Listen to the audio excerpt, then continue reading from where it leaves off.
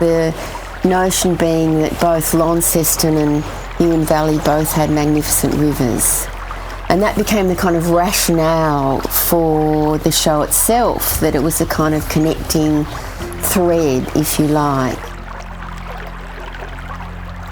My involvement in this show is that it was like caretaking the artists, but I was very keen on working with the artists so they would feel good about, and they would feel like their work was being, honoured and respected in this particular exhibition. The first person I selected was Andrew Halford. For me, flow can relate to a few things, but when we're talking about my work, I would think that the flow suggests the flow of technique into forming a shape out of soft, malleable clay. I think it's the continuity of technique that can induce clay to take very soft, fluid shapes. It's about letting the clay have its natural flow.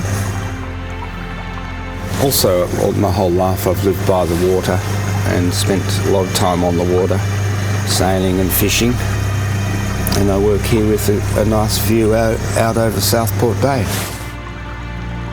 And I find that, with water nearby and being able to look at the view of the water, it's always very beautiful. And I like the neutrality of the water. It helps me get my head in a good space for making work. Michael Schlitz is a printmaker. Michael very much works with the elements, including water, so each of the pieces we selected together did depict that connection to water. Another artist that I selected was Natasha Milovic. Living here next or close to the water here, I noticed the different washed up seaweeds and how they change with the seasons, and fascinated by all the shapes and different varieties and the diversity. I'm very kind of smitten by the seaweeds who attach themselves to pebbles, and they're washed up perfectly on the beach and present themselves like brooches to me, like jewellery. So, like something hard, and then the contrast with the softness of the seaweed. So then I learned by making these pieces how to make seaweed kind of with metal. I learned that they have a really beautiful name, and it's called holdfast. And I thought that was really beautiful because we all need to hold ourselves somewhere, be anchored in order to be able to flow. So holdfast is also like a perfect name for brooches because they are fastening to you. Then there was Deborah Weiss. When I think about Deborah's work, it kind of flows from deep time almost. So this silk wall hanging is part of a series of orchid vases that one of these, a different one, is in the exhibition, the Flow exhibition. This is a representation of orchids from the Tasmanian flora, and the vases that I have done in monoprint are sitting on a bed of Loon River Jurassic agate, because I love that landscape so much. I lived there for 20 years in Loon River in the far south of Tasmania.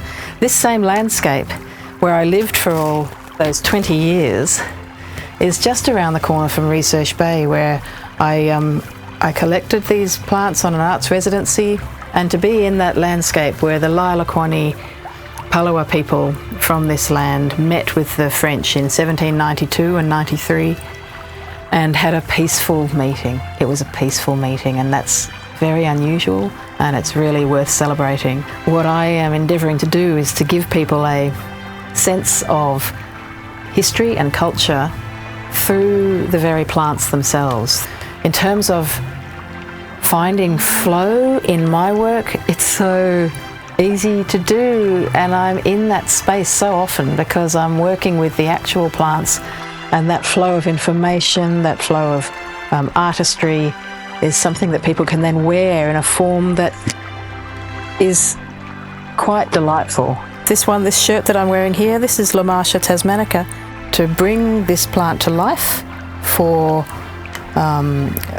to be able to be worn on fabric and to tell the stories of the people involved in the rehabilitation of it and the propagation of it. That gives me enormous pleasure. Final artist was Eden Muir. She's a photographer as well, but she's also a sound artist, and I felt that it would be important to have the sound work, in the space, to have that another sort of way of representing how flow could be. I think place is so important to me. Place is context, and context is what ties work together. Context is what allows us to place meaning onto works that we don't know. And for me, the place of Launceston and the space between Launceston and Huon Valley is such a special space. For me, when I'm driving down south, it's my place of thought flow, where I'm thinking my thoughts and allowing that to go through. So that's the place of non-place, but context being something that will always inform how we read each other and read the world.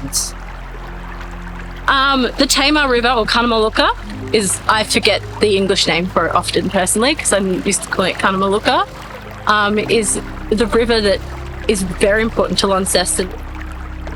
But Cunnamalooka we sit on the banks at Sawtooth Ari of Cunnamalooka, so every day I see Cunnamalooka, and I can see it from my balcony every day, and it's what really grounds me, is having that river there, and that trust of flow and that trust of the waterways, and knowing that they really are what gives us life. It needs to be a flow. When I'm forging, then I need to be in the flow and be like imagine being a seaweed and then I make the shapes. Flow for me means patterns throughout life, and flow and repetition and constant movement. It's very much down to the flow of technique and mastering the technique to the point where it just flows out of your hands without thinking about it. It kind of comes from the artist's hand and ends up on the wall or the floor of the three kind of venues that we have. It might look like bubbles forming in the flow of the Tannin water. It all lends itself to silk and the flow of light on silk. I think it's a good job that the councils have taken on this task of basically introducing the public to different artists that are in the area, and which in turn hopefully will enrich people's lives. I mean, I think it's such a joy to see Huon Valley and Launceston artists collaborate together upon common ground. I mean, there's this kind of contention between the north and the south, but we are so similar. We're brought together by this small, tiny island, and that's something precious to hold on to. I do feel it's important for me to say that in this, even though there's this incredible web of people supporting this show, right down to the person who drives the truck that takes the art box up to Launceston, the heroes of this show are very much the artists themselves. And now I've got the opportunity, I just want to thank them for all the kind of care and love they put into the selection of their works and the creation of their works.